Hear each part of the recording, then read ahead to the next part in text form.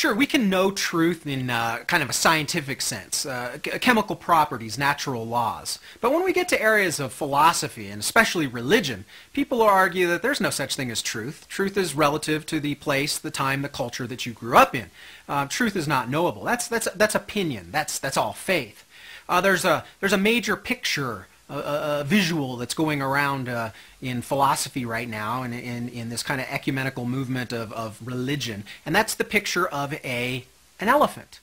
It comes from the Eastern school of basically Hinduism, and the notion is if we take this elephant and we take a bunch of blind people that have access to this elephant, okay? I'm blind and I have access to the tusk. I feel a spear.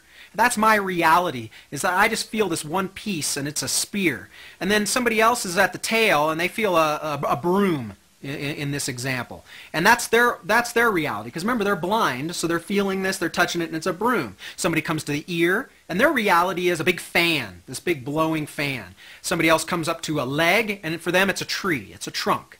And again, the point here being that we all have this limited access to truth in a philosophical or religious sense. We all have our own perspective, and we're, in a sense, blind to all the other parts of this bigger whole.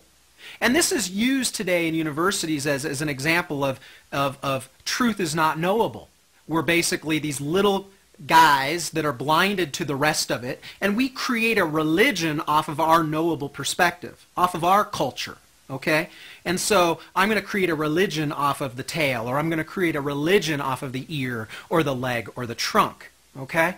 But my argument is that doesn't do away with overall truth. Actually, that points to a knowable truth. What I mean by that, the elephant. You see, yes, we are all blinded, and yes, we all come from different perspectives, culturally and religiously. But does that do away with the knowable truth of the overall elephant? Do you see what I mean by that? The elephant exists.